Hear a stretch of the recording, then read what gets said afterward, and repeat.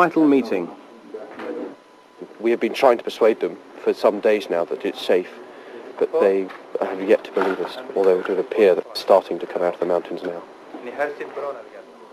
The first ones to leave the mountains were those who had no choice. The sick, mostly the very young, as well as many pregnant women. To stay could have meant death. For the most urgent cases, helicopters were needed. It was the first task for 846 Squadron from RNAS Yeovilton. Within hours of arriving, their seeking helicopters were airborne again, this time on their way to Sinat camp, inaccessible by road.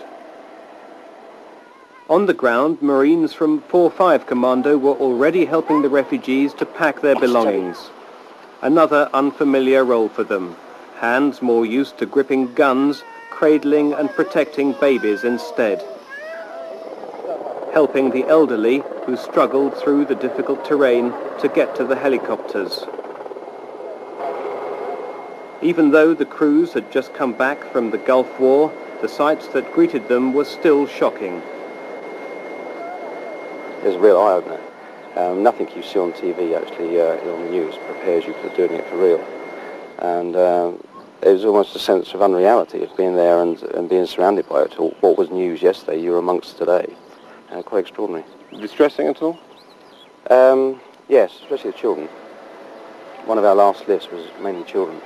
And you just feel so desperately sorry for them. Seekings normally carry 16 troops, but the crews crammed as many people on board as possible. With the urgency of the task, the rule book went out the window. We stopped counting after a while. We assumed that they were not as well fed as we were, so they weren't as heavy as we, and we just put as many in as we could, that the aircraft were still capable of flying with. I think in all the 2 aircraft lifted about 200 off the mountains.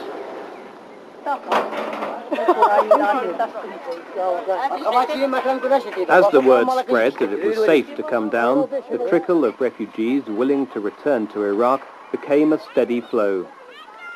The Commando Logistics Regiment from Plymouth laid on transport to bring hundreds of Kurds down from one of the more accessible camps. They were going back to Zakhou, the first town to be freed from Iraqi control.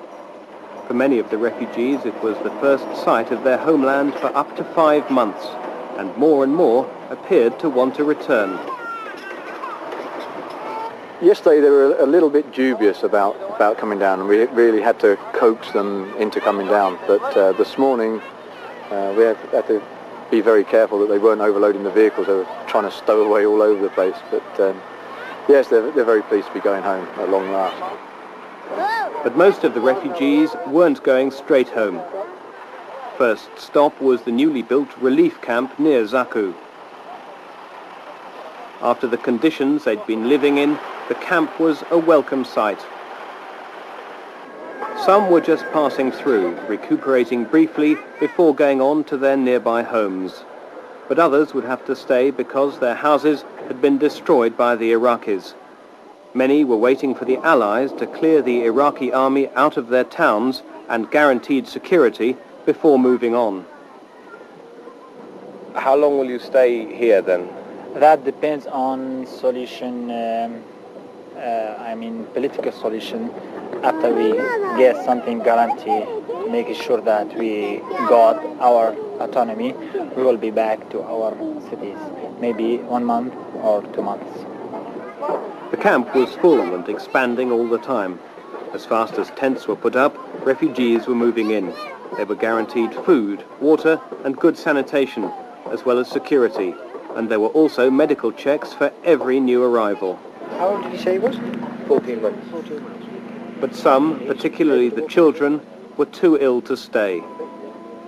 This baby had suffered from diarrhea for a month. The baby's dehydrated, and you can see the way the skin stays up. This is, the poor baby's had chest infection and gastroenteritis at just 4 months. To save its life, the baby would have to go to the nearby hospital, which had slightly better facilities. There, nurses and medical staff from the Marines were part of the international teams. The baby took us out. Oh, you're feeding her in the mouth. Is she okay? This girl was 4 years old. The state of the babies shocked the medics from Plymouth. It's very upsetting at first, yeah. Yesterday I saw them for my first time, and yeah, it's very, very upsetting. There's some twins next door. One is only 2 pounds in weight, and it's just like a skeleton. It's just lifeless. They're floppy, they've got huge tummies, they're so helpless. And then you see all the families are so appreciative and they're smiling, all the other children are so happy, and the women are lovely as well. It is rewarding work. It wasn't just the babies that needed care. The camps had taken their toll on all age groups.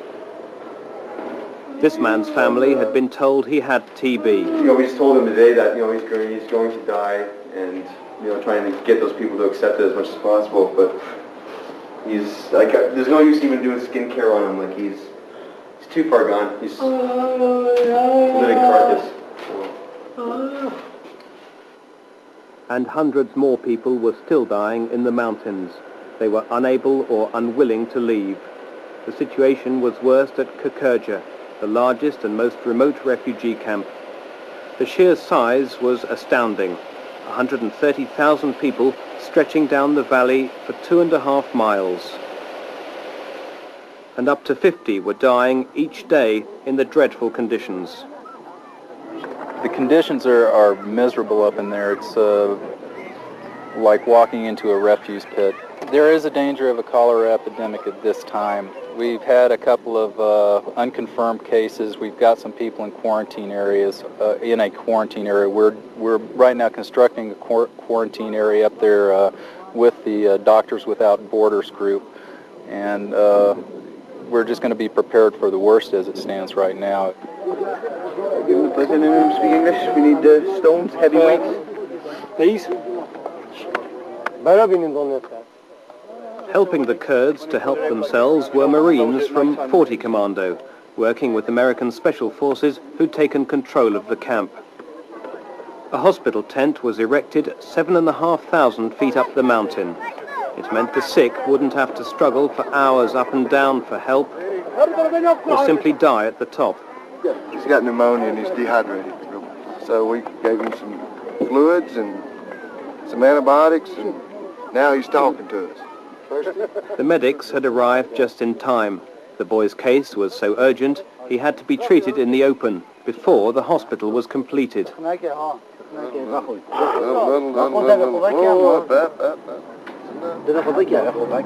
Food was no longer the greatest problem. Tons of supplies were arriving daily. Army rations had relieved the immediate famine, and basic provisions were getting through, enabling the refugees to cook for themselves.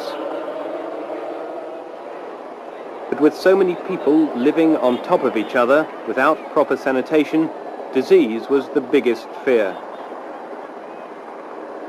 Diarrhea was rife, and with the arrival of warmer weather, the danger of other epidemics increased all the time. And the change in the weather towards the scorching heat of summer would bring more than just whirlwinds.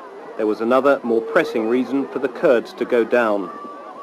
Obviously, you've got to go off this mountain soon because the water's running out, isn't it? The snow up there on the mountains. Yes. Yeah, that'll go soon, and your water will dry out.